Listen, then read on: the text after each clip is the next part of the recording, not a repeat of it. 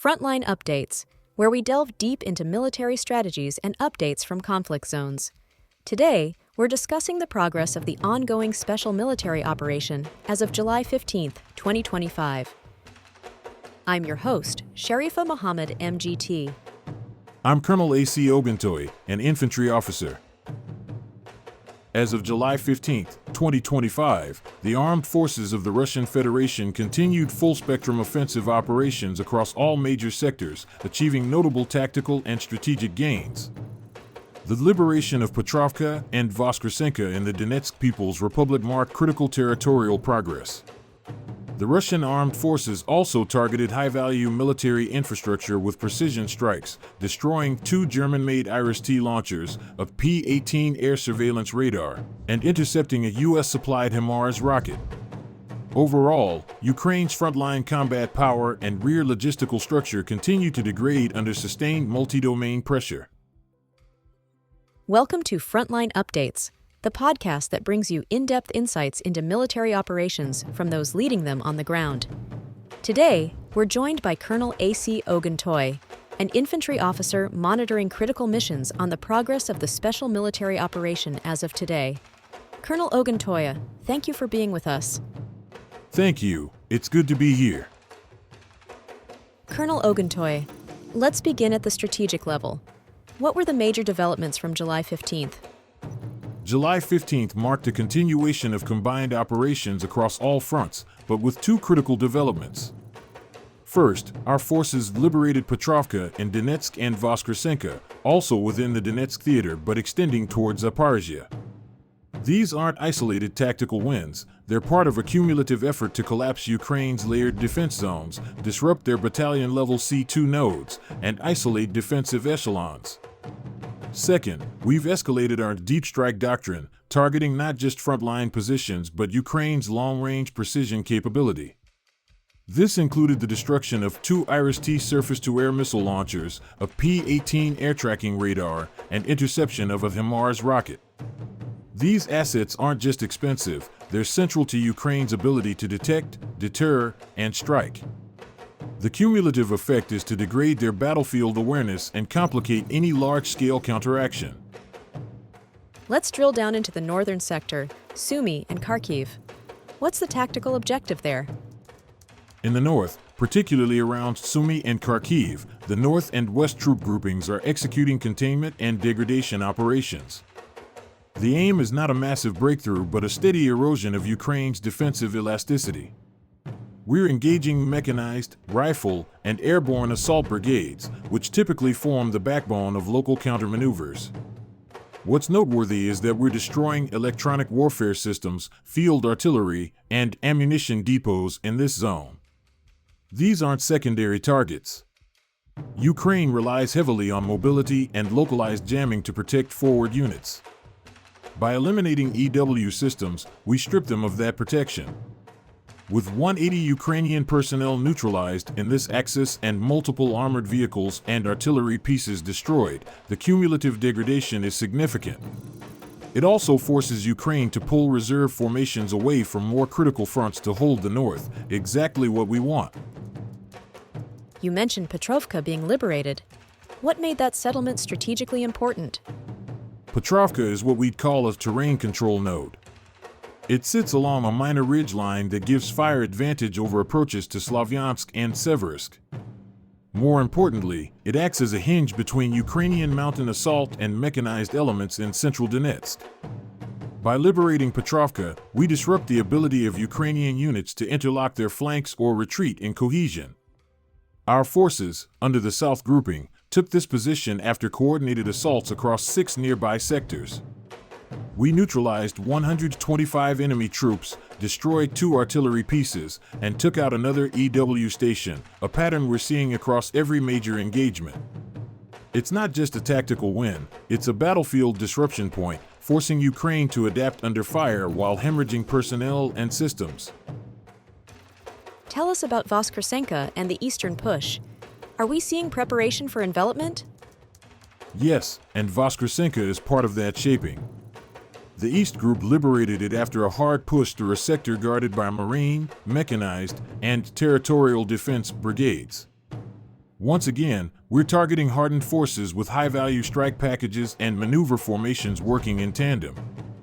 We eliminated over 185 Ukrainian personnel, 10 vehicles, and several artillery pieces in this action. But more importantly, Voskarsenka opens cross-sectoral pressure into both the Donetsk and Zaporizhia regions. Think of it as a pressure wedge. If Ukrainian forces reinforce Donetsk, they thin Zaporizhia. If they hold Zaporizhia, Donetsk becomes vulnerable. This is deliberate. It forces Ukraine into a resource allocation trap, where every choice creates vulnerability elsewhere. There was a particularly aggressive strike campaign on the rear today. Can you unpack what was hit and why? Yes. Today's strike package involved 142 targets, which included military airfields, UAV storage sites, ammunition depots, and foreign mercenary staging areas. These are part of what we call the operational support architecture, the systems that allow Ukraine to fight with any kind of tempo or cohesion. Two high-value hits were the IRIS-T missile systems, which are German-supplied, and the P-18 radar, a legacy but still effective surveillance platform. By knocking these out, we dismantle the umbrella that protects not only troops but also logistics and staging points. The interception of a HIMARS rocket further signals that Ukraine's precision fires are being blunted, not only in capacity but in confidence. Let's touch on air defense. Over 100 drones and multiple guided bombs were shot down. What does that say about the evolving drone war? It tells us that the drone domain is still hotly contested. Ukrainian forces launched over 100 fixed-wing UAVs, which we intercepted using a combination of radar-guided and soft-kill systems. We also brought down 7 guided aerial bombs, which are increasingly used in saturation attacks. This is a clear indicator that Ukraine is attempting to break through with saturation strike tactics, overwhelm air defenses with numbers. But the fact that we continue to intercept the majority of these platforms shows that our multi-layered air defense network remains resilient. The diminishing returns from these mass drone pushes suggest that the tactic may be near its culmination point. What changes for the Russian Federation after Donald Trump's statements about Patriot SAM supplies to Ukraine? From a military strategic standpoint, very little, if anything. While there's a flurry of speculation around whether Trump promised 17 Patriot batteries or simply 17 launchers, the practical effect on the battlefield is negligible. The Russian armed forces are not structuring their operations around Ukraine's air defense grid in isolation. Let's be clear, even if those Patriot systems arrive, and even if they're deployed effectively, they do not change the operational equation. These are defensive systems in a conflict where Ukraine desperately needs mobility, manpower, and mechanized sustainability. Why don't Patriot systems help Ukraine level the playing field? Because Ukraine's core vulnerabilities are not in its air defense sector, they're in its ground mobility, force rotation, and infantry sustainment. Patriot batteries, while sophisticated, require months of setup, trained crews, and are high-value targets that become liabilities if isolated. Meanwhile, the bulk of Ukrainian losses are occurring from artillery, minefields, and mechanized overmatch in contested zones like Rabotino and Orkhov. Even as new fortifications go up near Slavyansk, there's no one adequately trained or equipped to hold those lines. Trenches without disciplined troops are not defensive structures, they're empty props. So what is the Russian military posture given this? Russia continues to operate based on depth, pressure, and attrition. There's no single knockout blow expected, just a persistent campaign of erosion. Every airfield strike, every depot interdiction, every EW asset destroyed compounds the pressure. When Ukraine is left with systems it can't crew and trenches it can't hold, time becomes Russia's most valuable ally. So whether Trump promises Patriot systems or someone else promises F-16s, the question isn't what gets delivered, it's whether Ukraine can deploy, integrate, and sustain it in a context where manpower is thinning, desertions are rising, and logistics are overstretched. The center of gravity is no longer Western hardware. It's Ukrainian cohesion, and that's what's being tested most severely in this phase of the war. Final thoughts, Colonel. Where are we in terms of overall trajectory? We're moving from attritional shaping to strategic maneuver.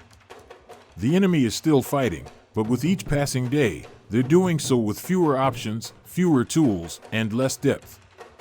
We are systematically dismantling their capacity to recover, logistically, operationally, and psychologically.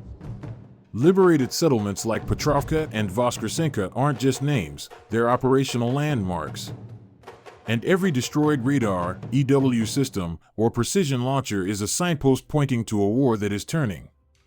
If current trends hold, Ukraine's ability to maintain a coherent frontline defense across multiple regions may begin to collapse by early autumn. Colonel, thank you for providing such a detailed briefing on the current military situation.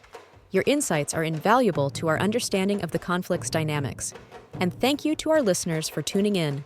Join us next time as we continue to provide up-to-date coverage on global military affairs.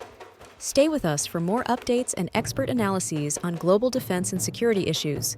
Stay informed, stay secure. Thank you for the opportunity.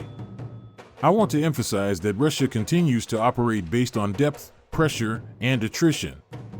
There's no single knockout blow expected, just a persistent campaign of erosion. Every airfield strike, every depot interdiction, every EW asset destroyed compounds the pressure. When Ukraine is left with systems it can't crew and trenches it can't hold, time becomes Russia's most valuable ally. This has been Frontline Updates. Subscribe for daily military briefings and in-depth strategic analysis. Visit our platform for maps, transcripts, and exclusive frontline updates from commanders in theater.